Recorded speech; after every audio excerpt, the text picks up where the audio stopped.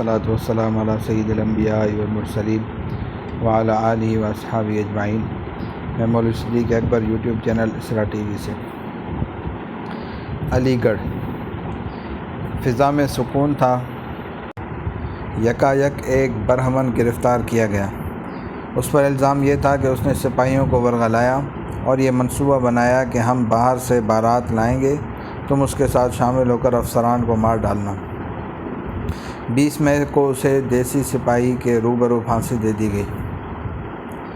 سپاہی چپ چاپ یہ منظر دیکھتے رہے۔ یکایک ایک سپاہی آگے بڑھا اور برہمن کی لٹکتی ہوئی لاش کی طرف اشارہ کر کے بلند آواز سے کہا، بھائیو اسے دیکھو، جس نے دھرم کی خاطر جان قربان کر دی۔ اس آواز کا کانوں میں پڑنا تھا کہ دلوں کی دنیا میں طوفان برپا ہو گیا۔ انہوں نے افسروں کو تو کوئی آزار نہیں پہنچایا، البتہ تمام فرنگیوں سے صاف صاف کہہ دیا کہ جلد سے جلد علی گڑھ چھوڑ دیں۔ فرنگی رخصت ہوئے تو فوجیوں نے جیل خانہ توڑا، قیدی چھڑائے، خزانہ قبض میں لیا اور دہلی روانہ ہو گئے۔ یہ فوج کا عمل تھا۔ اب شہر والوں کی کارگزاری ملاحظہ فرمائیے۔ مولانا عبدالجلیل شہید رحمہ اللہ، خلف مولانا ریاض الدین صاحب شارح قصیدہ بردہ، حضرت مولانا شاہ اسحاق صاحب دہلوی رحمہ اللہ کے شاگرد رشید، جامع مسجد علی گڑھ کے امام تھے اور وہیں آپ کا حلقہ درس بھی قائم تھا۔ نہایت متقی، پاک باز اور باخدا بزرگ شہر کے آدمی آپ سے گہری عقیدت رکھتے تھے اور عوام کے رجحانات سے متاثر ہو کر دنیا ساز انگریز بھی آپ سے ملاقات کرنے آتے تھے، مگر آپ ان کو بہت ہی کم ملاقات کی اجازت دیتے تھے، اور اگر یہ معلوم ہو جاتا کہ انگریز بہادر کے ساتھ اس کی میم بھی ہے تو دور ہی سے منع کرا دیا کرتے تھے۔ آپ کے پوتے قاضی محمد سفیان صاحب قاضی شہر علی گڑھ کا بیان ہے کہ علی گڑھ انگریزوں سے خالی ہوا تو زمام قیادت آپ کے حوالے کی گئی۔ تقریباً 2 ماہ تک شہر کا نظم و نسق آپ نے سنبھالے رکھا۔ جولائی اگست میں انگریز تازہ دم فوجیں لے کر آگرہ کی جانب سے علی گڑھ پر حملہ آور ہوئے تو مولانا اپنے ساتھیوں کے ساتھ مقابلے کے لیے سینہ سپر ہو گئے۔ مٹراک کی سڑک پر انگریزی فوجوں سے تصادم ہوا۔ مقابل تازہ دم اور تمام سامان سے مسلح تھا۔ اس کی فوج باضابطہ قواعد دان تھی اور اس طرف جوش آزادی اور ولولہ قربانی تھا جس نے آپ کو میدان جنگ میں ثابت قدم رکھا، یہاں تک کہ 72 ساتھیوں کے ساتھ آپ نے اسی میدان میں جام شہادت نوش کیا۔ ان 72 شہداء کو جامع مسجد میں لایا گیا اور یہیں دفن کیا گیا۔ مولانا عبدالجلیل شہید رحمہ اللہ کو بھی ان شہداء کے بیچ میں دفن کیا گیا۔ ان تمام شہداء کے مزارات جامع مسجد کے شمالی دروازے کے بالکل قریب ہیں۔ مولانا کی شہادت کے بعد انگریز خون خوار درندے کی طرح سارے شہر میں گھوم رہا تھا، جہاں کوئی مسلمان صورت ملا شہید کر دیا گیا۔ موتی مسجد کے سامنے، پھول چوراہے پر اور چراہ عبدالکریم پر پھانسیاں لٹکا دی گئی تھی۔ جہاں کسی دشمن آزادی نے چغلی کھائی کہ یہ بھی شریک جہاد تھا، اس کو فوراً پھانسی دے دی جاتی تھی۔ مجاہدین کے بیوی بچوں کو تلاش کر کے چن چن کے تیغ کیا جا رہا تھا۔ ہماری پردادی صاحبہ اس قیامت صغریٰ میں اپنے 4 بچوں کو لے کر ان کے منہ پر پوتا مٹی مل کر جنگل کی طرف نکل کھڑی ہوئیں اور علی گڑھ سے 3 میل کے فاصلے پر ایک گاؤں رسول پور میں ان 4 بچوں کو چھپا کر رکھا۔ تقریباً 3 سال تک انتہائی تکلیف کے اندر گاؤں میں جیسے تیسے ان بچوں کی پرورش کرتی رہیں۔ 3 سال کے بعد جب گرفتاریاں بند ہوئیں اور پوری طرح اطمینان ہو گیا تب وہ اپنے بچوں کو یہاں لے کر آئیں۔ علی گڑھ آ کر معلوم ہوا کہ مولانا عبدالجلیل شہید کے تمام مکانات اور جائیداد کو کھدوا کر پھینک دیا گیا ہے۔ نہ رہنے کے لیے کوئی جگہ تھی اور نہ ٹھہرنے کے لیے کوئی ٹھکانہ۔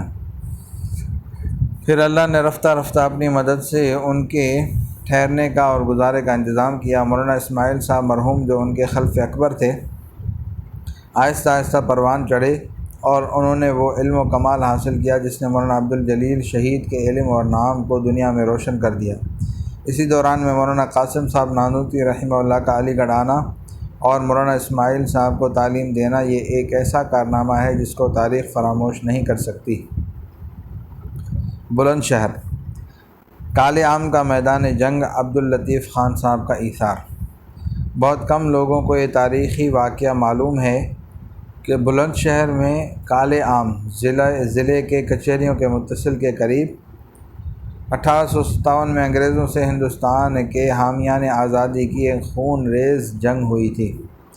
اگرچہ انگریز اپنی فوج، طاقت اور تنظیم کے بہتر ہونے کے باعث اس میں کامیاب ہو گئے، لیکن ہندوستانیوں نے ایسی سختی سے جم کر مقابلہ کیا کہ اس کی مثال یو پی کے دوسرے شہروں میں مشکل سے ملے گی۔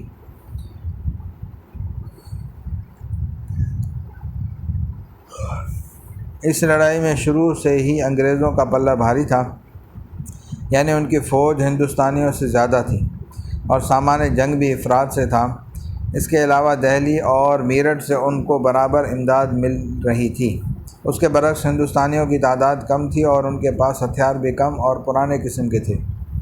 پرانی توڑے دار بندوقیں، بھالے اور تلواریں، میدانی توپ ایک بھی نہ تھی، اور کمک اور رسد کا کوئی انتظام نہ تھا۔ لوگ آس پاس کے دیہات سے خود ہی آ کر داد شجاعت دے رہے تھے۔ اس معرکے کا اصل ہیرو مالا گڑھ کا نواب ولی داد خان تھا، جس کا حال بعد میں بیان کیا جائے گا۔ کالے عام کی لڑائی میں خان پور، پنڈ راول اور ملک پور کے رئیسوں نے بڑھ چڑھ کر حصہ لیا اور ولی داد خان کو نقد و جنس کی صورت میں جس قدر مدد دے سکتے تھے دی۔ ان مقامات کے سینکڑوں نوجوانوں آزادی کی لڑائی میں حصہ لینے کے لیے میدان میں آ گئے۔ نواب ولی داد خان کو مدد دینے والوں میں عبداللطیف خان رئیس خان پور کا نام اس لیے خصوصی سے قابل ذکر ہے کہ ان کی حیثیت اور مالی حالت دوسرے رئیسوں سے زیادہ تھی۔ وہ اپنی برادری میں ممتاز ترین فرد اور پٹھانوں کی 12 بستیوں میں سردار سمجھے جاتے تھے۔ ان کی ریاست تقریباً 150 دیہات پر مشتمل تھی۔ عبداللطیف خان ضلع بلند شہر کے قدیم جاگیرداروں میں ایک امتیازی حیثیت رکھتے تھے، اس لیے مغل بادشاہ اور اس کے حامیوں کو ان سے توقعات بھی زیادہ تھیں۔ عبداللطیف خان سن رسیدہ ہونے کے باعث بذات خود کالے عام کی لڑائی میں شریک نہ ہو سکے، لیکن ولی داد خان کو بیش از بیش مدد دی۔ دہلی کے لال قلعے سے بادشاہ کے جو حامی نکل آئے تھے، ان میں سے اکثر نے قلعہ خان پور میں پناہ لی۔ عبداللطیف خان انگریزوں کو زر مال گزاری ادا کرنے سے پہلے ہی انکار کر چکے تھے۔ کالے عام کی لڑائی کے بعد ان کا نام کھلے ہوئے دشمنوں کی فہرست میں درج کر دیا گیا۔ بلند شہر کے معرکے میں شکست کھانے کے بعد ہندوستانی لشکر منتشر ہو گیا۔ انگریزوں کے عتاب کا نزلہ پہلے عبداللطیف خان رئیس خان پور اور اس کے بعد حرمت خان ساکن پنڈ راول اور فیض احمد خان رئیس ملک پور پر گرا۔ حرمت خان اور فیض احمد خان کو وکٹوریہ کے اعلان کے تحت معافی مل گئی، لیکن عبداللطیف خان رئیس خان پور کے تمام جائیداد اور قلعہ ضبط کر لیا گیا اور ان کو عمر بھر کے لیے کالے پانی بھیج دیا گیا۔ نواب ولی داد خان اور ان کے 2 ساتھی، قلعہ مالا گڑھ کی بربادی اور گوجر قوم کی بے نظیر بہادری پھر تباہی۔ نواب ولی داد خان بہادر مالا گڑھ ولد نواب بہادر خان ولد حق داد خان شاہ عالم بادشاہ کے زمانے میں علاقے برن کے حاکم تھے۔ بلند شہر سے 5 میل اتر پچھم کی سمت کالی ندی کے کنارے پر قلعہ مالا گڑھ کے نام سے قلعہ تیار کیا۔ نواب بہادر خان اور مرہٹوں سے بار بار جنگ ہوئی اور کبھی بھی مرہٹوں کو برن کے علاقے میں قدم رکھنے کی ہمت نہ ہوئی۔ نواب بہادر خان صاحب کا انتقال 1814 عیسوی میں ہو گیا۔ نواب ولی داد خان کو کمپنی ریاست کی آمدنی کے علاوہ